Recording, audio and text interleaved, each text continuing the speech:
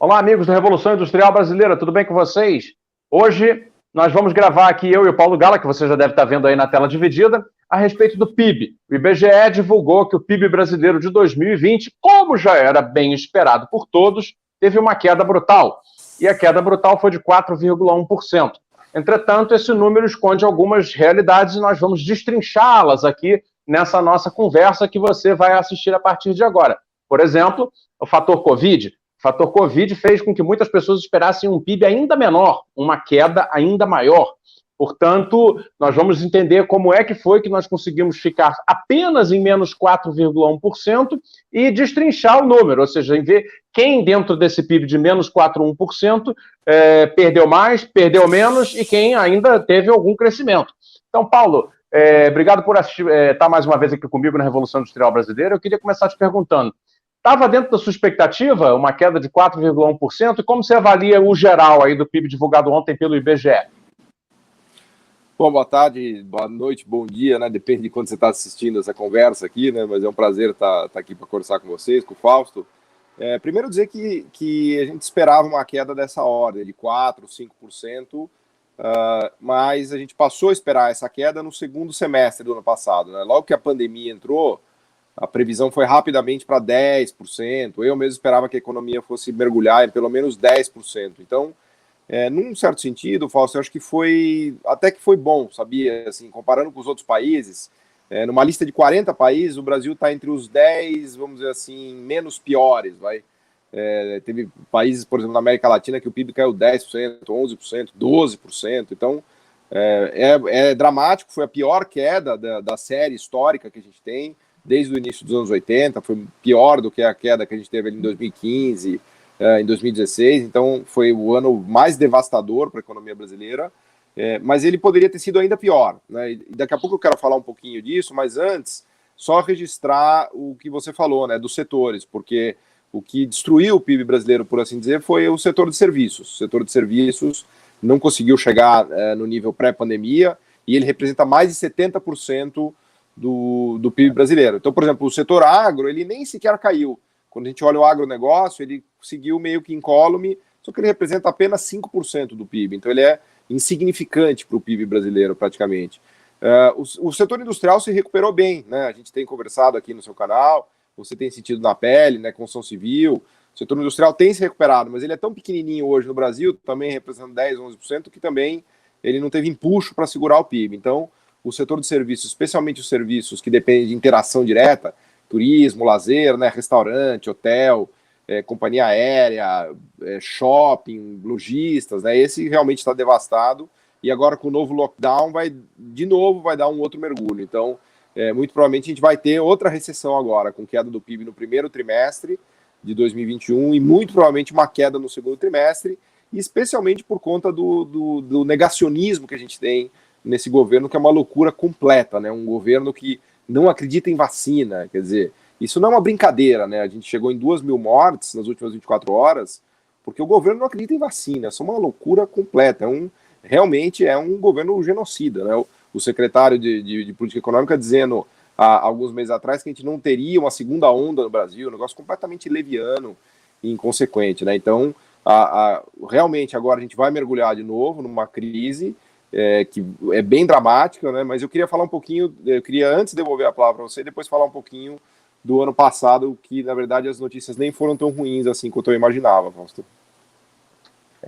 O Paulo, né, você tocou num assunto muito interessante que a mim me diz muito respeito, naturalmente, pelas interlocuções que eu tenho com o setor industrial. O PIB industrial, assim, se você separa apenas o setor industrial dentro do PIB brasileiro de 2020, ele caiu, mas não caiu tanto quanto a gente achou que ele cairia. E aí, o mais interessante foi o que eu comentei ontem no meu programa diário Desenve Notícias, que, aliás, eu convido o pessoal do seu canal também a ir lá e se inscrever na Revolução Industrial Brasileira para ver todo dia o meu comentário crítico a respeito da imprensa econômica.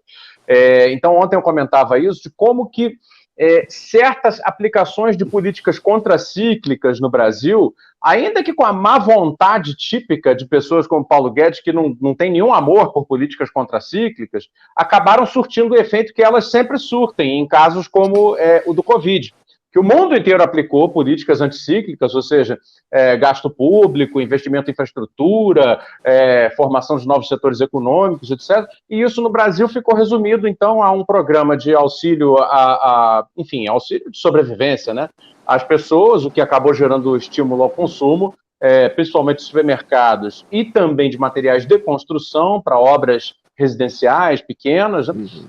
E, por outro lado, o Pronamp, que teve um papel de salvar empregos, aí, ainda que os empregos tenham ficado, em boa medida, também muito mais prejudicados em função do próprio contrato do Pronamp. Então, assim, male, a coisa acabou sendo protegida. Mas acontece que o pessoal não coloca nessa conta o fator juros baixos, que foi aquilo que permitiu a construção civil continuar trabalhando, porque, afinal de contas, eles pegaram terrenos que estavam ociosos, né, e começaram a levantar prédios. Você está em São Paulo tanto quanto eu, você vê aí, andando pelas ruas, como tem prédio novo subindo, né? A maior parte deles do programa Minha Casa Minha Vida, ainda subsidiados. Aqui não, a parte que não é também concentrada em imóveis muito pequenos para baratear para o investidor. E tudo isso acabou gerando um encadeamento, porque a construção civil é muito encadeada no setor industrial. E aí o outro fator também que eu destacaria, que contribuiu para uma queda que não foi tão estrepitosa da parte da indústria, foi a questão do câmbio. Com a desvalorização do real da ordem que foi, é evidente que as indústrias passaram a ter mais proeminência, sim. Isso já é um efeito positivo, ainda que ninguém tenha planejado isso, eu sei que não, mas foi um evento positivo que a gente pôde verificar, no sentido de que várias empresas industriais deixaram de fazer importação direta de componentes e insumos e passaram a comprar de empresas domésticas que estavam quase fechando, incapazes de competir dentro do seu próprio mercado. E, por outro lado, o câmbio desvalorizado, a desvalorização até brutal do real, 5,50, 5,60 às vezes, também permitiu a essas empresas voltar ao mercado internacional.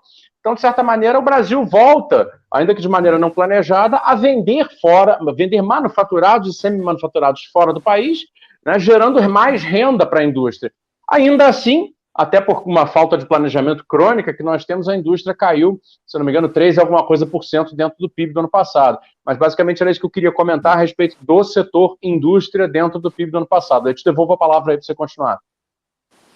Não, foi exatamente isso. Eu acho que os pilares, vamos dizer assim, que ajudaram a segurar o Brasil ano passado, que a gente não teve uma queda tão dramática, foram, primeiro, o auxílio emergencial, que injetou 300 bilhões de reais na economia e que foi essencial para, inclusive, evitar muitas mortes, especialmente das pessoas mais pobres, né? Segundo, o Pronamp, que também é um programa que foi bancado por orçamento público, né? No final do dia, o déficit primário brasileiro do ano passado ficou em 600 bilhões de reais, fora a conta de juros, que coloca nosso déficit total em quase 1 trilhão de reais, que é o maior recorde, é o recorde, né, tanto de aumento de dívida pública quanto de déficit primário. Isso se deveu principalmente ao movimento do Congresso, falando agora do lado positivo de como isso, que os economistas chamam de política de transferência de renda ou política fiscal expansionista, como isso ajudou a segurar, amortecer a queda do PIB. Então não foi o governo que quis fazer isso, nem a equipe econômica, foi o Congresso que acabou impondo essa agenda para o governo, como aliás está acontecendo agora de novo, né? O auxílio emergencial foi uma grande conquista do Congresso, o Pronamp também, né?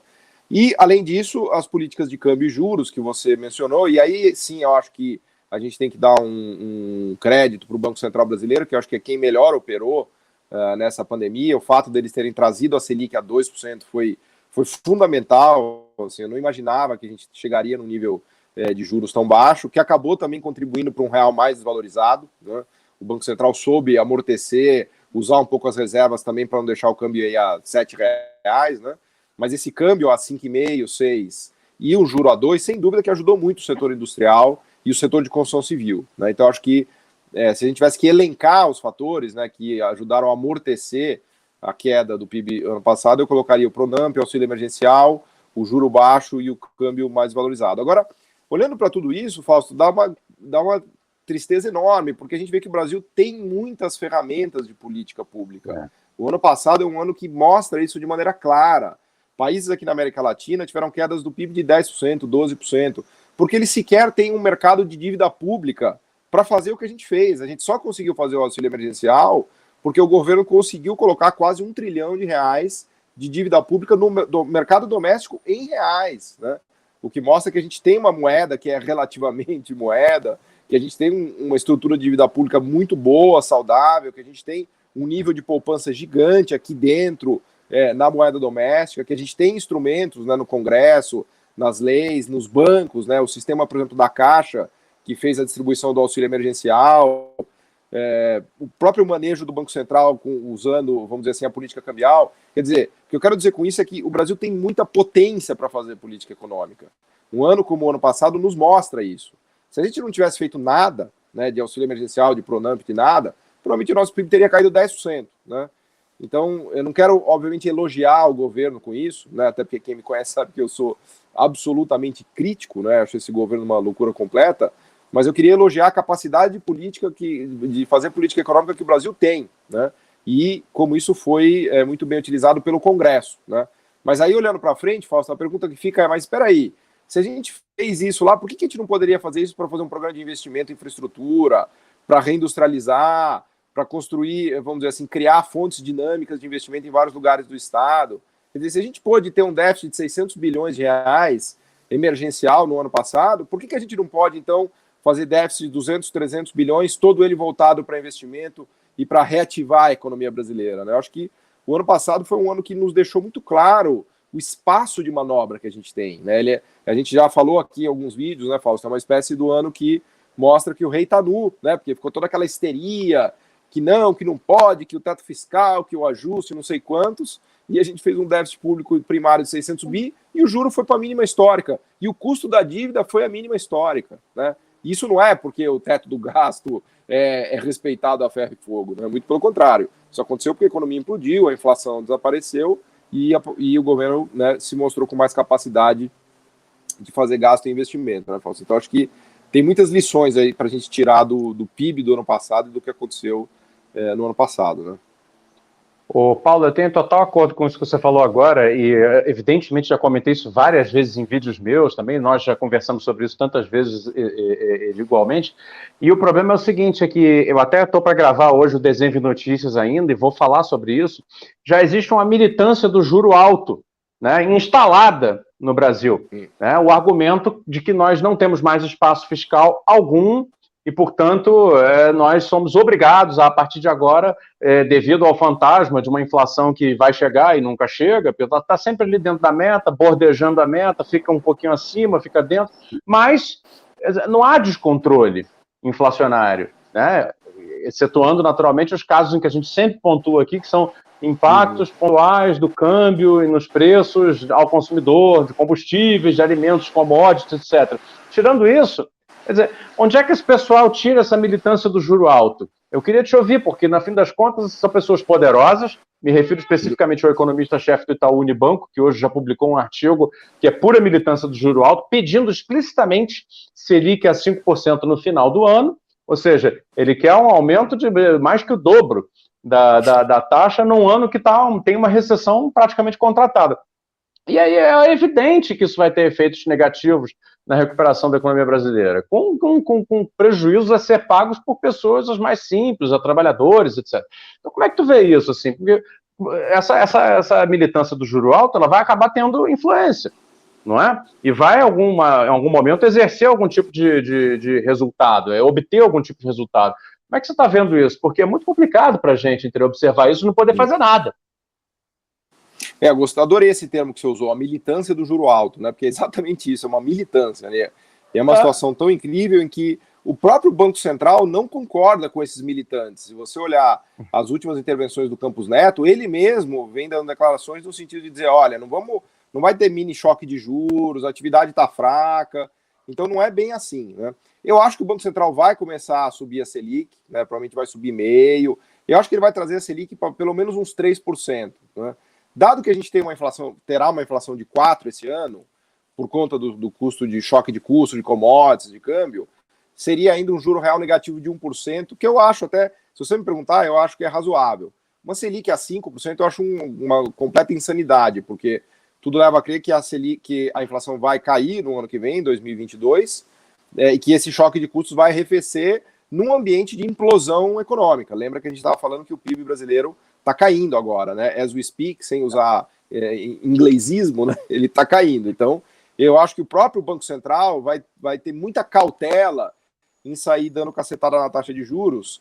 E aí eu volto a repetir aquilo que eu te falei algumas vezes já, que eu até gosto do regime de metas de inflação, porque ele vai impedir que o Banco Central saia subindo juros adoidadamente, na minha visão. Porque se a inflação ficar esse ano em 3,75, que é a meta, no limite ele não teria nem por que sair subindo juros, né? Você pode até imaginar uma situação em que o juro real negativo foi necessário para colocar a inflação na meta. Isso não é pecado no regime de meta de inflação. Aliás, nos Estados Unidos tem acontecido. Os Estados Unidos está operando com juro real negativo faz 10 anos, né? Então eu acho que a situação econômica está tão ruim que ela vai acabar temperando essa militância no segundo semestre, né, de alta de juros. E eu acho que o Banco Central vai, vamos dizer assim, ser mais... É importante dizer que há uma briga lá dentro do Banco Central também, Fausto. Alguns diretores são mais militantes, outros são menos, porque eles estão travando exatamente essa discussão aqui, do quanto que o juro real tem que se aproximar de zero e do quanto que ele tem que virar um juro positivo para realmente segurar um processo inflacionário, né? Então isso não está claro lá dentro, né? E essa militância que você tão bem caracterizou, eu acho que ela vai travar uma queda de braço com a realidade, né? Vai ser muito difícil levar a Selic a 5% se a gente tiver queda do PIB no primeiro trimestre e no segundo trimestre. Quero ver o Banco Central ter culhão de botar a Selic com o país contraindo, né? Então não é tão simples assim, né? Isso eu acho que será a discussão aí que a gente vai ver, especialmente nos próximos meses, né? Ótimo. Não, é isso aí.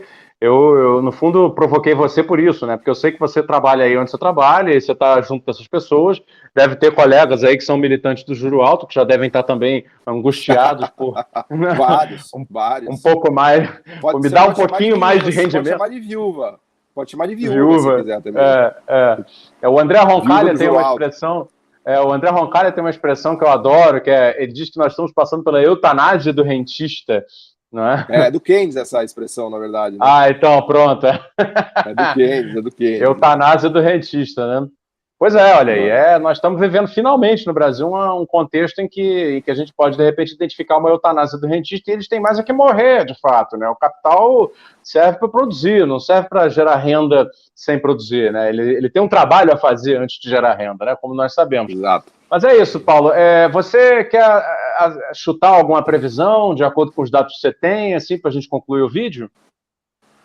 Não, hoje a minha visão é que o PIB vai crescer uns 2%, se muito, nesse ano.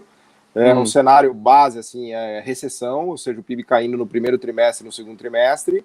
O Banco Central começa a subir juros, mas eu acho que a coragem dele vai até os 3,5 no máximo, né? E vamos ter um ano muito difícil, porque a inflação certamente vai se aproximar dos 4 também, porque a inflação de custos, como a gente tem discutido aqui, está muito forte, né? Os insumos de construção civil, os insumos industriais, as commodities agrícolas, o preço de carne, as commodities metálicas, minerais, estão todas em forte alta, né? Isso tem nada a ver com a atividade do Brasil, isso tem a ver com o que está acontecendo no mundo. Então, de novo, teremos um ano dramático, né, Fausto? É triste concluir assim, mas faz uns 7 anos que eu só tenho um ano dramático, né? Então, na verdade, continua, né?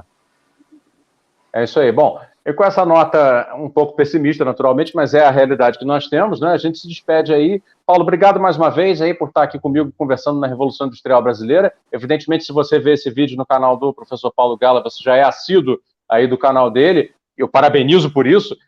Conheça também o meu canal, Revolução Industrial Brasileira. Eu tenho publicado vídeos diariamente e gostaria muito da sua audiência também, se você puder ir lá, se inscrever e dar o like. Eu ficarei muito feliz. Gente, obrigado. Era isso. Até uma próxima. Paulo, obrigado.